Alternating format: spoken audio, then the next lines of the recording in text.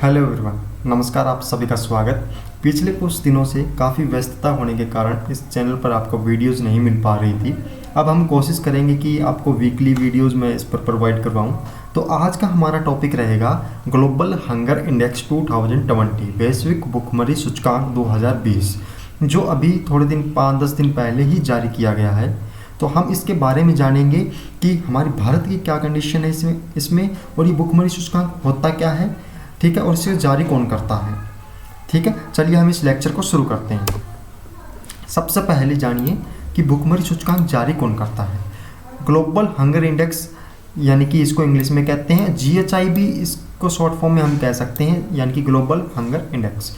ये हर वर्ष जारी किया जाता है और ये कंसर्न वर्ल्ड वाइड और वर्ल्ड हंगर हेल्पे द्वारा जारी किया जाता है। वर्ल्ड हंगर हेल्पे जो इंग्लिश के अंदर ये एक साथ लिखा जाएगा, हिंदी में आप इसे अलग लिख सकते हैं, ये टै है, ठीक है। वर्ल्ड हंगर हेल्पे द्वारा संयुक्त रूप से जारी किया जाता है। कंसर्न वर्ल्ड वाइड और वर्ल्ड हंगर हेल्पे द्वारा जारी किया जाता है। देखिए, सबसे पहले ये समझिए ग्लोबल हंगर इंडेक्स होता क्या है।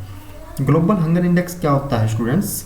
जो ग्लोबल हंगर इंडेक्स है ना, यानी कि जो कंसर्न वर्ल्ड वाइड और वर्ल्ड हंगर हेल्पे हर साल ये रिपोर्ट जारी करते हैं और इस रिपोर्ट के अंदर ये कुछ कंट्रीज लेते हैं और उन कंट्रीज के अंदर देखा जाता है कि सबसे ज़्यादा किस देश में भूखमरी है और सबसे कम किस देश में भूखमरी है। तो उन जिसमें सबसे ज़्यादा भूखमरी है वहाँ उसको स्कोर दे देते हैं 100 और जिसमें कम है उसको स्कोर दे देते हैं 0, यानी कि 0 से 100 तक स्कोर इसमें दिया जाता है। किस प्रकार, थोड़ा सा हम डिटेलिंग देख लेते हैं। देखिए, जिसका स्कोर 0 होगा ना, उसका मतलब है कि उस देश के अंदर भूखमरी नहीं है, और जिसका स्कोर 100 होगा उसका मतलब है उसके अंदर भूखमरी बहुत ज़्यादा है। ठीक है, देखिए 5 कैटेगरीज के अंदर दिया जाता है। पहली कैटेगरी आती है लो, फिर मॉडरेट, फिर सीरियस, फिर अलार्मिंग, फिर एक्सट्रीमली अलार्मिंग। यानी कि जिसका स्कोर 9.9 से कम या 9.9 से बराबर होता है तो उसकी कैटेगरी आती है लो, यानी कि उसके अंदर भूखमरी बहुत ही कम है, कोई ज़्यादा नहीं है। मॉडरेट यानी कि 10 से 19.9 तक का स्कोर जिन्हें दिया जाता है उन्हें मॉडरेट कैटेगरी के अंदर होते हैं वो। सीरियस यानी कि 20 से 34.9 कैटेगरी जिनकी आती है उनके सीरियस श्रेणी में रखा जाता है। 35 से लेकर के 49.9 जिनका स्कोर आता है उनको अलार्मिंग कैटेगरीज के अंदर रखा जाता है। और 50 से लेकर के 100 तक, 50 से लेकर के 100 तक जिनका स्कोर होता है उनको कैटेगरी एक्सट्रीमली अलार्मिंग दी जाती है। ठीक है, तो ये कुछ बेस तो होगा, आपके मन में ये तो आया होगा ना, कुछ तो बेस होगा ना ये स्कोर देने का, या फिर ऐसे कुछ भी उठा के दे दिया। कुछ मानक है, 4 मानक है, 4 बेस के 4 आधारों पर दिया जाता है। कौन से हम देखते हैं। सबसे पहला आता है चाइल्ड वेस्टिंग, फिर आता है चाइल्ड स्टंटिंग, फिर चाइल्ड मोर्टेलिटी, फिर अंडर नरिशमेंट।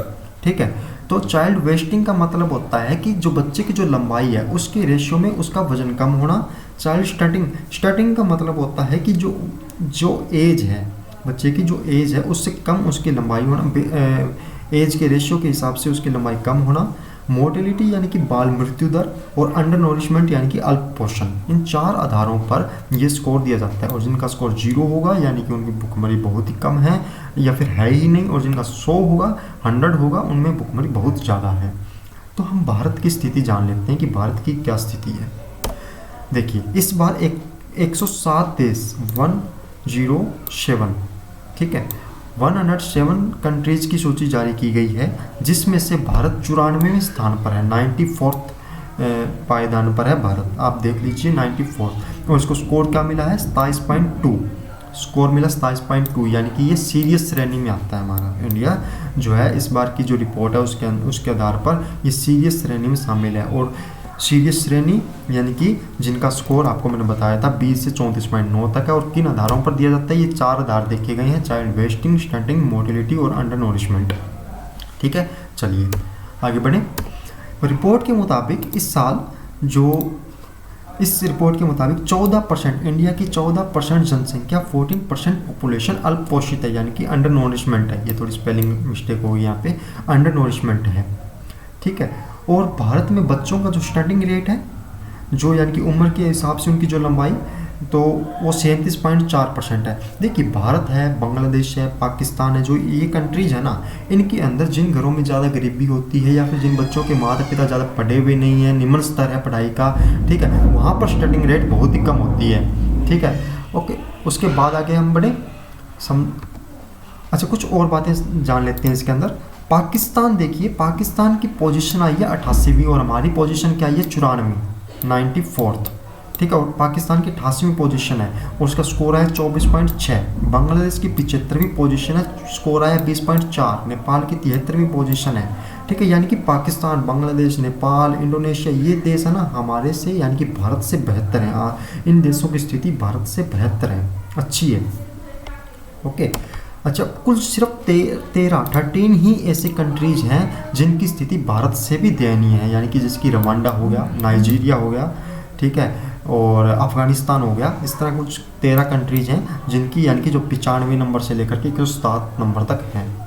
तो चाड यानी कि एक कंट्री है, चाड नाम की एक कंट्री है, तो वो 107वें स्थान पर है, लास्ट में 44.7 स्कोर है। यानी कि उसकी जो अलार्मिंग जो कैटेगरी आएगी, अलार्मिंग ना कि एक्सट्रीमली अलार्मिंग, अलार्मिंग लास्ट में। पिछले साल 117 देशों की सूची जारी की गई थी, इस बार 107 देशों की है। इस पिछली बार यानी कि 2019 में 117 देशों की सूची जारी की गई थी, जिसमें भारत 102वें स्थान पर था। और उससे पिछले साल यानी कि 2018 के अंदर जो सूची जारी की गई थी उसके अंदर भारत 103वें स्थान पर था, ठीक है। तो चलिए इस वीडियो में इतना ही। Thank you so much.